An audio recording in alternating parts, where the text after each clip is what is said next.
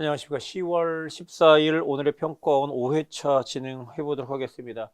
지금 뭐 이게 사실은 영상이 주가 아니잖니? 니네들 이제 공부시키는 게 주인데 일주일에 3번씩 계속 평가 문제를 풀어보자는 것이야. 자, 근데 항상 고전을 할 때는 고전에 대한 해석 공부를 합시다. 그리고 문제를 풀어보면서 특히 1번, 2번 문제에 있는 선택지의 내용 있지, 선택지. 선택지의 내용은 왜 정답이고 왜 정답이 아닌지 그 이유를 해설지와 함께 공부를 합시다.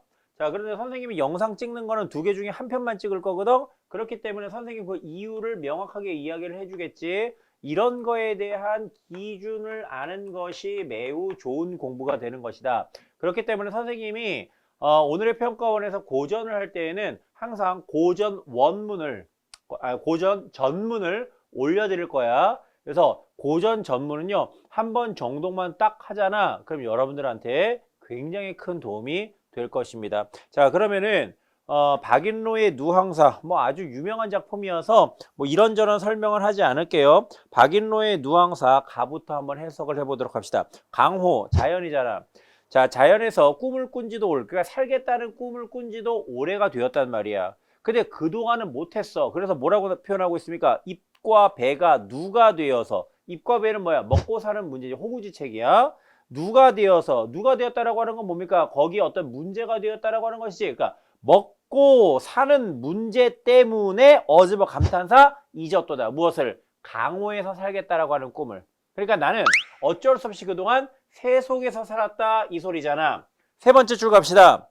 저 물을 바라보니 푸른 대도 하도할샤. 대는 뭡니까? 대나무 되겠죠. 하도할샤 많기도 많구나. 이렇게 되는 것이야. 그러니까 나는 지금 그 전 이야기가 뭡니까? 소를 빌리러 갔다가 까였단 말이야. 그래서 농사를 지을 수가 없어요. 그래서 첫 번째, 두 번째 줄을 이야기하는 것이야. 그래? 그럼 나 어떻게 살까? 강호. 그럼 자연에서 살아야 되겠다. 내가 예전에 자연에서 살아야 되겠다라고 하는 꿈을 가졌었는데 그동안 내가 먹고 사는 문제 때문에 새 속에서 먹고 사는 문제 때문에 이 꿈을 못 이뤘잖아. 해서 내가 자연으로 돌아가겠다라고 하는 생각을 잠깐 갖는 거야. 자, 그랬더니 저쪽을 바라보니까 뭐가 보입니까? 대나무가 보이네? 그랬더니 뭐라고 씨부리고 있습니까? 훌륭한 군자들아, 선비들이여. 불특정이야? 그냥 누구를 가리키는 게 아니야? 낚싯대 하나 빌려줘요. 낚싯대 하나 빌려줘요. 갈대꽃 깊은 곳에 명월 청풍 동그라미 자연 벗이 되어 친구가 되어서 그러니까는 갈대꽃 깊은 곳 저 강가에서 자연의 벗이 되어서 임자 없는 풍월강산에 풍월강산은 또 자연이죠. 임자가 없어요. 주인이 없어요. 소는 주인이 있었단 말이야. 까였잖아. 세속의 모든 것들은 다 주인이 있어. 하지만 자연은 주인이 없다. 임자 없는 풍월강산에 절로절로 늙으리라. 무심한 백구야 오라 하며 말라 하랴 물음표 빡. 그러니까는 무심은 뭐야? 백구는 갈매기잖아. 그러니까 자연물을 상징하는 그런 말이란 말이야. 그러니까 갈매기 앞에 무심이 붙는다라고 하는 것은 세속적 욕심이 없다. 무심 이렇게 되는 거야. 그러니까 욕심 없는 갈매기야 나에게 오라고 하며 또 말라고 하겠니? 그 다음 다툴이 없을 건 다만 이건가 여기노라. 이 자연의 속성이 어떻습니까? 다른 사람하고 다툴 필요가 없다는 말이야. 그래서 나는 지금 자연으로 돌아갈래! 라고 이야기를 하고 있죠.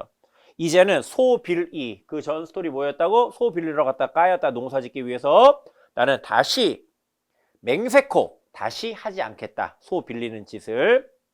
무상한 이 몸에 무슨 짓이 있으련만 무상한 잘나지 못한 몸이야. 이 몸이 잘나지 못했다. 무상한 무슨 지취 뜻을 세우겠냐마는 두세이랑 밭 논을 다 묵혀 던져두고 농사 포기 쥐지.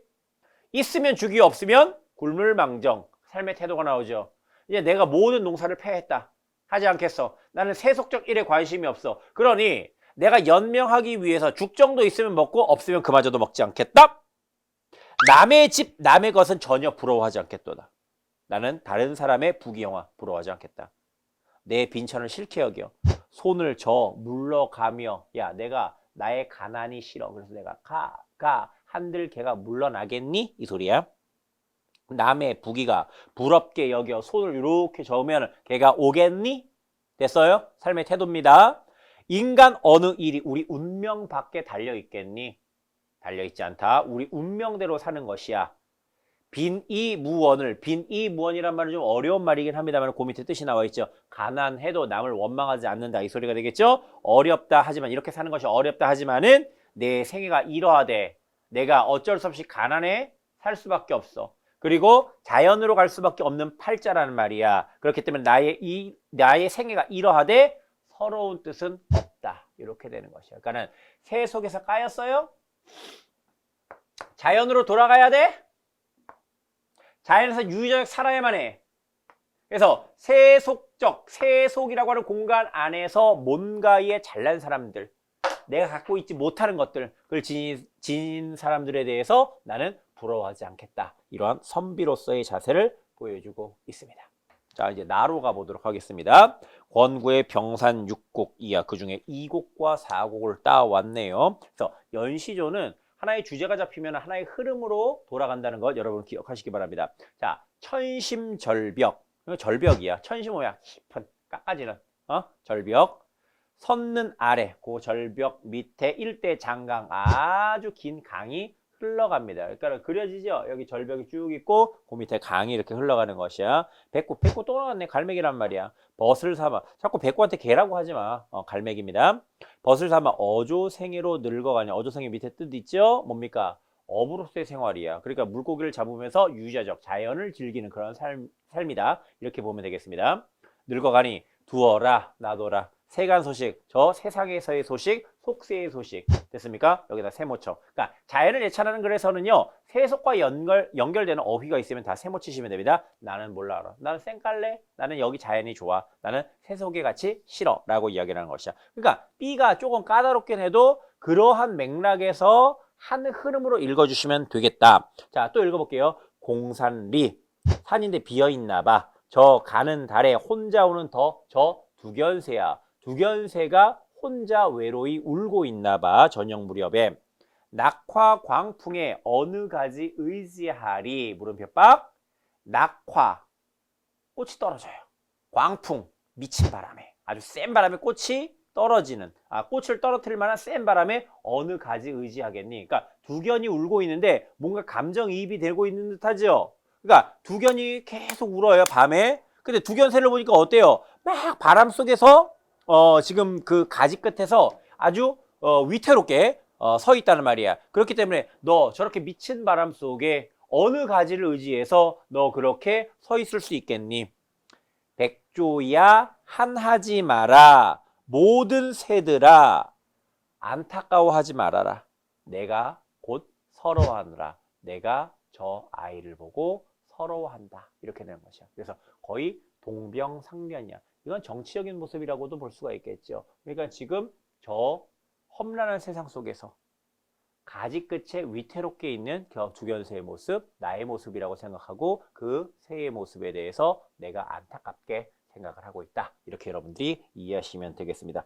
자, 김용중의 조어 삼매라고 하는 글은요. 매우 상징적인 내용들이 담겨있는 소재들이 담겨있는 그러한 글이잖니. 이것도 정확하게 읽어야 됩니다. 선생님하고 빨리 한번 읽어보자. 세상이란 모조리 그러한 것이다. 아무리 내 재주가 서툴기로서니 개구리나 방개, 세모쳐 놈들도 염치가 있지. 속어에 이르기를, 속어는 속담 같은 거야. 숭어가 뛰니 망둥이 뛴다는 셈으로 쟤도 하니까 나도 한다는 셈으로 나는 나대로 제법 강상의 어객인 양 하고 강에서 고기를 낚는 어떤 강태공 정도인 척하고 나선 판에 그래도 그럴듯 미끌한 잉어까지야 못 잡는다 할지라도 못 물린다 손 치더라도 못 잡는다 할지라도 이해됐죠? 고기도 체면은 알 법한지라 나의 체면을 좀 살려줘야 돼. 고기들도 하다못해 붕어 새끼쯤이 안 물리랴 하는 판에. 그러니까 내가 그래도 가서 강가에 앉아가지고 낚싯대를 들이고 있는데 잉어까지는 안 잡혀도 붕어 새끼 정도는 잡혀야지. 지금 그러고 있는 거야. 얼토당는 구역질 나는 놈들이, 이때 구역질 나는 놈은 누구냐면은 개구리나 방개 정도가 되는 것이야. 제가 젠체하고 제가 물고기예요. 지가 지인 척하고 가다듬은 내 마음을 더럽힐 줄 어찌 알았으랴. 그러니까 낚싯대 딱 가갖고서는 뭔가 마음을 가다듬고 낚시터로 갔는데 그래도 뭔가에 딱 걸릴 줄 알았었는데 개구리하고 방개 정도만 잡혔다 이 소리가 되겠어. 세상이 하도 뒤숭숭하니 미쳤죠. 고요히 서재나 지켜 한무게. 한무가 뭡니까? 글씨 쓰고 그림 그리는 거죠. 유의로 푹 박혀 있는 것도 말처럼 쉽사리 되는 것은 아니다. 그러니까 이렇게 세상이 뒤숭숭할 때에 방구석에 짱 박혀갖고 나의 글 공부 또는 내가 글쓰기 또는 그림 그리기 이것이 쉬운 일은 아니라 이 소리야. 그렇다고 거리로 나가 성격 파탄자처럼 공영스럽게 괜시리 왔다 갔다 하기도 부질없고 보이는 것, 들리는 것이 모조리 심사 틀리는 소식밖에 없어. 세상이 어때? 뒤숭숭하죠? 들리는 소리도 어때? 별 병신 같은 소리만 들린단 말이에요. 그래도 죄 없는 곳은 내 서재니라 하여. 그런 이상한 것들이 들리지 않는 것은 내 서재니라 하여 며칠만 들어박혀 있으면 그만 속에서 우라가 터져 나온다. 또 방에 짱 박혀도 정말 화가 터져 나온다. 왜 그럴까요? 중막 이유를 살펴보도록 합시다. 하도 답답하여. 혹시 틈을 내요. 물 위에 어별로 벗이나 삼을까요? 어별은 뭡니까? 그러니까는 물고기하고 뭐 자라 같은 것들이란 말이야. 그러니까 물고기들이야. 물고기들을 벗이나 삼을까 해요. 틀에 어울리지 않는 낚싯대를 둘러매고 나가는 날이면 기껏해야 이따위 봉욕이나 당하고 돌아오기를 쓰다. 봉욕은 뭐야? 창피당하는 거야. 욕된 일을 당하는 것이란 말이에요. 그러면 이때 문맥상 욕된 일은 뭡니까? 중약 이 절에 있는 거하고 연결을 지어야 되겠지. 뭡니까? 내가 멋들어지게 물고기를 잡고 싶었으나 빙신 같은 것만 끌려왔다. 이 소리가 되겠습니다. 옛부터 지금까지 세상에는 언제나 이러한 것인가? 내 마음대로 되는 것이 없어요. 개구리까지도 망둥이까지도 나를 멸시하는 이 빙신 족박 같은 것들도 나를 무시한단 말이야. 아니 그 더러운 멸시를 받고도 꼼짝달싹할 수 없는 세상이란 원래 이러한 것인가? 세상이란 이런 것인가? 저 하찮은 미물에게도 창피를 당하고 어떻게 뭔가 할 수 없는 이러한 상황을 이야기하는 것이야. 잉어가 보고 싶다. 잉어에다 동그라미 치시기 바랍니다. 그 시멀건 눈을 번뜩거리며 깨끗한 신사의 체구를 가진 잉어가 보고 싶다. 잉어를 잡고 싶다. 이렇게 되는 것이야. 연잎과 연잎 사이로 자유로이 유유왕리하는 현명한 신사 잉어가 보고 싶다. 잉어가 보고 싶다가 이 글의 주제였어요. 그럼 잉어는 어떠한 의미를 지니고 있는지 문제를 풀면서 한번 살펴보도록 하겠습니다. 자, 1번 문제 봅시다. 가부터 다에 대한 설명으로 적절한 것은 했잖아. 그지? 공통점 문제가 아니니까 하나씩 좀 살펴보면 됩니다. 자, 1번. 가는 풍자의 기법을 활용하여 대상을 조롱하고 있다. 느낌 자체가 어때? 딱 정답이 되기엔 좀 멀어 보여요. 일단은 풍자라고 하는 것은 돌려서 비판하는 것이고 풍자라고 하는 것은 꼭 그러니까 쌍놈들처럼 그 지위가 낮은 사람들만 하는 것은 아닙니다만은 대상을 조롱하고 있잖아요. 이건 보통 마당극 같은 데서 나오는 그러한 선택지가 되겠죠. 이거 전혀 상관이 없어요. 2번 갑니다. 정중한 어조로 절대자에 대한 귀를 다. 절대자는 뭡니까? 신 같은 사람이야. 난 그에게 돌아갈래. 이게 귀잖아. 그죠? 그 나이에서 도대체 어디로 돌아간다는 말이 어디냐? 귀의가. 그죠? 자, 1번의 답이 3번인데요. 여기선 두 가지 요소를 찾아야 되겠죠. 하나는 의인화된 대상. 그러니까 지금 개구리하고 망둥이가 나를 멸시하고 있다는 말이야. 그러니까 인간의 특징이죠. 멸시. 그렇기 때문에 의인화된 대상은 개구리하고 반개라고 봐야 되겠고, 그 다음에 세태를 비판하라고 한다라고 하는 것은 마지막 부분에 뭐가 있습니까? 세상이란 다 이런 것인가 하면서 이 뒤숭숭한 세태를 지금 여기에서 표현하고 있다는 말이야. 답은 3번 되겠죠. 4번 보시면은 가와 나는 성경 후정의 구조를 통해 삶에 대한 회의를 드러내고 있다라고 이야기를 하고 있어요. 자, 그런데 가와 나에도 내가 이렇게 살겠다. 또 나는 무슨 서러운 뜻은 없다. 삶의 회의는 뭡니까? 내가 왜 살지? 내가 그래서 살아서 뭐해? 라고 이야기를 하는 것이야. 자, 그런데 우리 답지에는 가에 무슨 성경 후정이 가에는 되지만 이라고 이야기를 하는데요. 보통 이렇게 선택지를 선택지에서 성경 후정이라고 하는 말을 보게 되면 객관적으로는 찾아줘야 돼. 앞부분에는 경치, 성경, 경치가 있고 뒷부분에는 정서가 있는 부분을 좀 칼로 싹 잘라가지고서는 확인해주지 못한다면은 성경 후정 답 함부로 고르시면 안 됩니다. 자, 5번 봅시다. 나와 다는 감정을 절제한 표현으로 서정적 분위기를 조성하고 있다. 야, 나도 그렇고 다도 그렇고 특히 다 같은 경우 뭐야? 똑같아. 뭐 개구리야 반개. 세상엔 다 이런 것이야. 뭐 그런 식으로 얘기를 하고 있잖아. 자기의 감정을 있는 그대로 드러내고 있단 말이야. 꼭 영탄까지 갈 필요도 없어요. 알겠어요?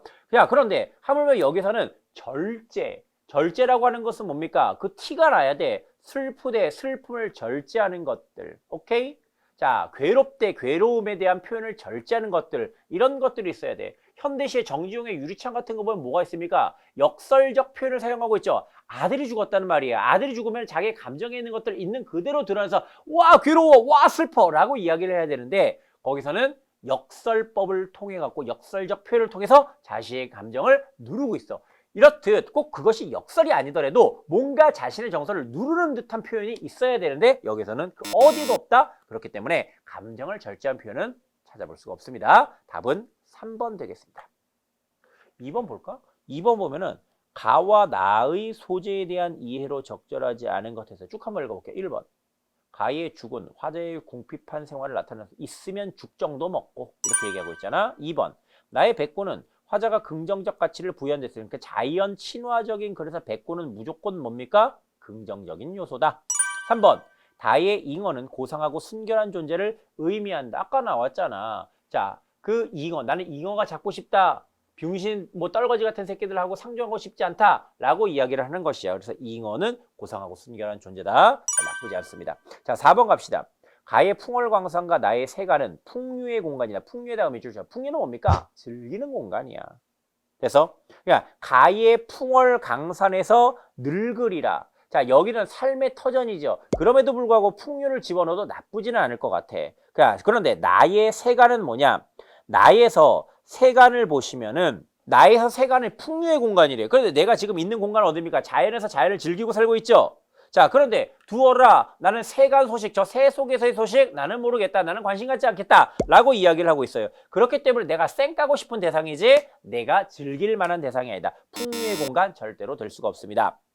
5번 봅시다. 나의 광풍과 다의 소식은 화자를 번민하게 한다. 번민은 뭡니까? 마음의 갈등과 고민 이런 것들이 번민이야. 나에서의 광풍 뭡니까? 자기 자신과 뭐를 지금 일치하고 있어요? 두견세하고 일치하고 있지. 근데 바람이 겁나게 분다는 말이야. 저 광풍을 바라보면서 저 광풍 속에서 흔들리는 두견세를 바라보면서 또 슬프게 노래를 부르는 두견세를 바라보면서 번민하고 있다. 고민 갈등하고 있다. 자, 다의 소식 봐봐. 자, 다에서 소식은 뭡니까? 세상 나갔을 때, 시장터에 나갔을 때 보이는 것, 들리는 것이 모조리 심사 틀리는 그러한 이야기들밖에 없다. 이렇게 되는 것이니까 짜증난다, 화난다. 그러니까 여러분들 쉽게 보면 번민은 그 부정적인 생각을 갖게 하는 그런 대상이 바로 번민의 대상이다. 이렇게 볼 수가 있겠어요. 그래서 답은 4번입니다. 3번. A 부분에 보기의 내용이 들어있는 다른 버전의 책 2본. 오케이? 다른 버전의 글책이야. 보기가 추가됨으로써 나타내는 효과야. 가장 적절한 것은 이거는 그냥 답 5번만 보시면 될 것 같은데요. 먼저 보기를 한번 읽어볼까요? 가난타 이제 죽으며 가난하다고 해서 바로 뒤지는 거 아니잖니. 부유하다 100년 살랴 부유하다고 부자라고 해서 100년 살겠냐. 우리나라에서 유명한 그 부자들 봐봐. 뭐 S전자의 이 회장님 뭐 천년만년 사냐? 사람이 때가 되면 다 죽어요.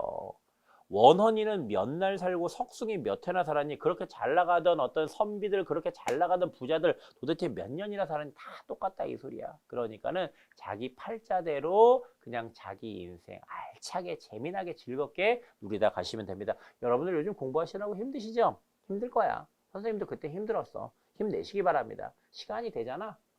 좋은 날 옵니다. 좋은 날 오니까는 여러분 열심히 공부하시기 바랍니다. 자, 답 5번 한번 읽어볼까요? 뭐 이런 거는 딴 거 볼 게 없고 그냥 5번만 읽어보면 5번에 뭐라고 나왔습니까? 역사 속 인물을 끌어와. 맞죠? 화자의 삶에 대해 독자가 공감을 이끌어내고 있다. 그러니까는 원헌과 석숭이는 실제 인물이고 걔네들 얼마 못 살았지 않니? 그렇기 때문에 우리는 팔자대로 사는 게 짱이야 라고 이야기를 하고 있습니다. 자, 4번 봅시다. B와 C에 대한 감상으로 적절하지 않은 것은 이것도 역시 1번부터 5번까지 한번 쭉 한번 훑어보자. 자, 1번. B의 초장은 수직과 수평 이미지를 통해 공간을 묘사하고 있다. 수직은 뭡니까? 절벽이 있다고 그랬죠? 수평 뭡니까? 일대 장강이 흘러가고 있다고 했습니다. 2번 봅니다. B의 중장은 대상에게 말을 건네는 방식을 사용하여. 야, 이거 대상에게 말을 건네는 방식, 그 다음에 또 하나 대화체, 이런 거 그냥 여러분들 느낌으로 막 갖다 쓰시지 마시기 바랍니다. 일단은 대화체가 나오려면은 A와 B의 대화가 있어야 대화체야. 그게 운문이 되었든 뭐가 되었든지 간에. 자, 그 다음에 말을 건네는 방식도 조금 모호한 표현이긴 합니다만은 큰 따옴표를 집어넣을 수 없는 A와 B 사이에 대화가 없다면 일단 청자를 띄워야 돼. 청자. 알겠어요? 승현아, 하면서 걔한테 뭔가의 말을 시전을 해야 돼. 그것이 말을 건네는 방식이란 말이야. 됐어? 자, 근데 뒤에 자연의 일체감 요거는 맞는 것 같습니다. 답은 2번. 3번 봅시다. C의 초장은 시각과 청각 이미지를 통해 애상적 분위기를 자아내고 있다. 보이지요? 그 다음에 울음이 있지요? 그 다음에 걔 상황 어떻습니까? 안타깝지요. 그래서 슬픔, 애상적 분위기라고 이야기할 수 있는 거야. 4번. C의 중장은 서리적 표현을 사용하여, 서리적 표현 있죠? 서리적 표현이 무엇입니까? 의문의 형태를 이용하여서 뭔가의 내용을 강조하고자 하는 것이야. 대상의 처지를 드러내고 있다. 분명히 우리는 찾을 수가 있습니다. 자막 띄워주시고요.